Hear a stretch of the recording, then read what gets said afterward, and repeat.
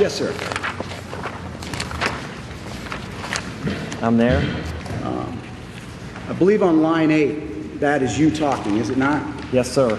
And I believe there you say the main thrust of this motion is that we received a report in this case that did not fully disclose what I believe anybody who is involved in criminal law and rape prosecutions would find to be exculpatory evidence. Isn't that what you said? Yes, sir. And you don't believe that that's accusing somebody of not properly complying with their discovery requirements? No, that's not an accusation.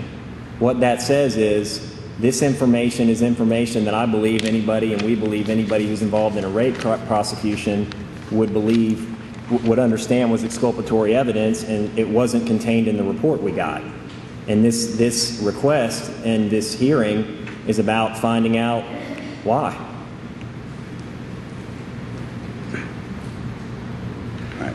All right. I'd ask you to move on to page 24 of the hearing of December 15th. Yes.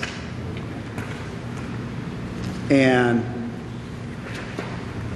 on that is Dr. Meehan's testifying at that point, is he not? Yes. And over on line 14 through 16, can you read what Dr. Meehan was testifying to that day? Yes. Dr. Meehan says here, so that this is not what I would consider a final conclusive report of the case. This is the report issued on May 12th with that underlying caveat. Okay? That's the end. Okay. And so he didn't consider the May 12th report to be a final report, Dr. Meehan, right? Well, his testimony right there is that he didn't consider this to be a final report. Okay. Then I'd ask you to move on to page 61. Yes, sir. And I believe that you read, when you were on direct, from lines 60, page 60, line 16,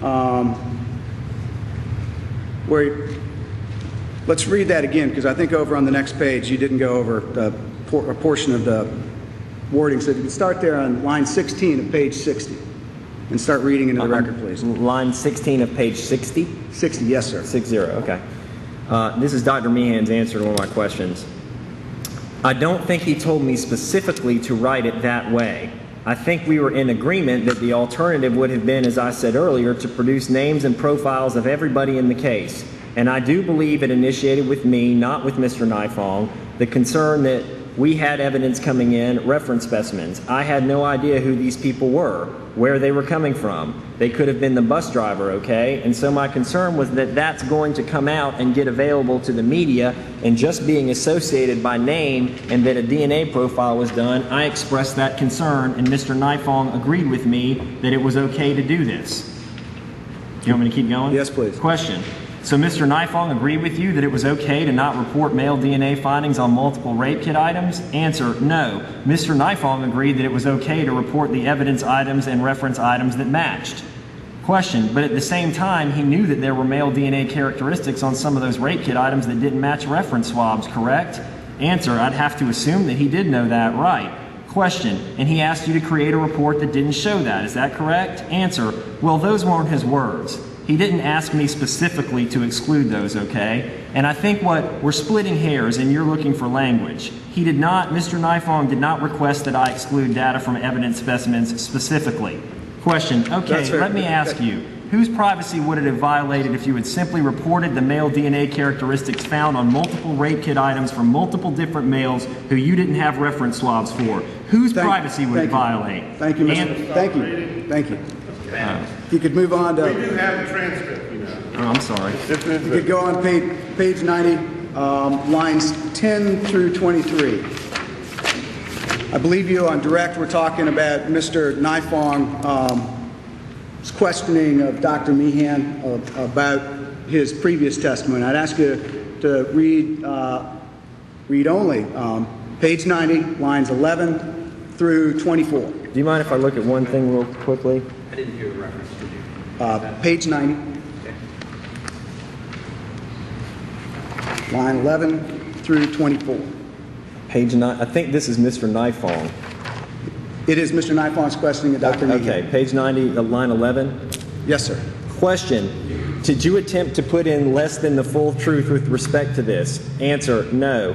Question, so would it be a fair reading of your statement, 3 of the reference specimens are consistent, to infer from that that none of the other ones were consistent? Answer, I think that would be fair. I think that's what we intended in that statement.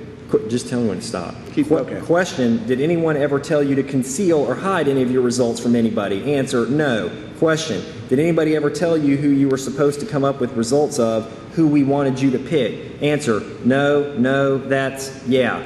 Okay, so, all right. And so,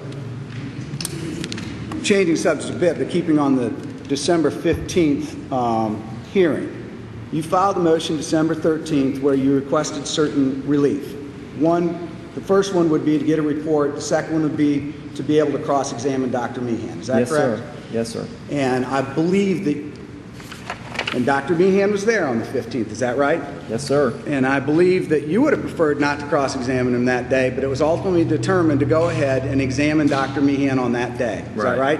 That's right. And you had the ability to ask any questions that you wanted to ask of Dr. Meehan that day, correct? No.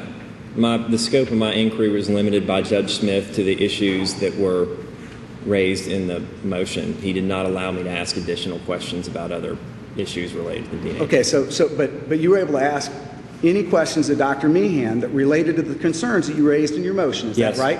Yeah. And it was unlimited questioning in relation to the matters related to your motion, is that right? Yes. Okay. I don't have any further questions. Just have 2 quick things by way of clarification. I just want to finish reading the one section of the transcript. Just 2 questions. It's a question and an answer that we started. Page 61, line 18. We went down. I think that's the end of the line of questioning that you were going. Okay. Could you read that, please? Sure. To where? So I don't... 18, Yes, 60, through the end of the answer, which is on 62, line 3. Okay. Question. Okay. Let me ask you, whose privacy would it have violated if you had simply reported the male DNA characteristics found on multiple rape kit items from multiple different males who you didn't have reference swabs for? Whose privacy would it violate? Answer, that wouldn't have violated anybody's privacy.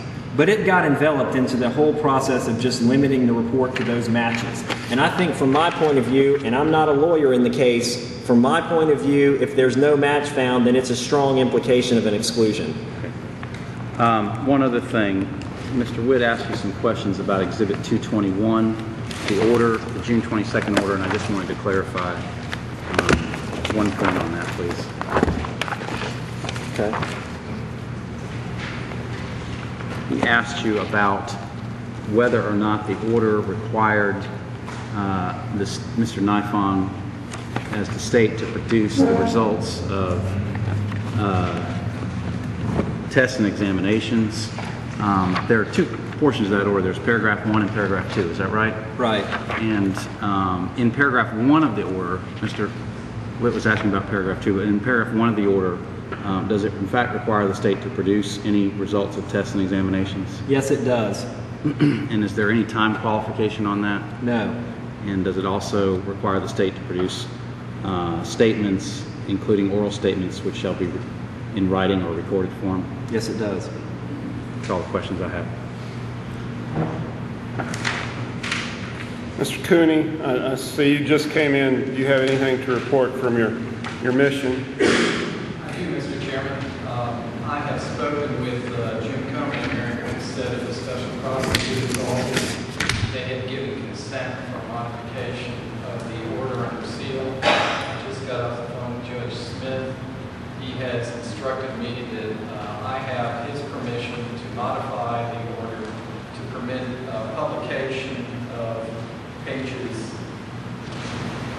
10, beginning at line 20, 11, and 12 of the transcript of the in-chambers conference on December 15, 2006. He asked if you will accept my oral representation on that. I assured him that you would. Well, I think you're right about that. And I will prepare a written order, but in certification of this, I have 6 copies. All right, well, why don't we take, since the parties have completed what we have now in terms of the examination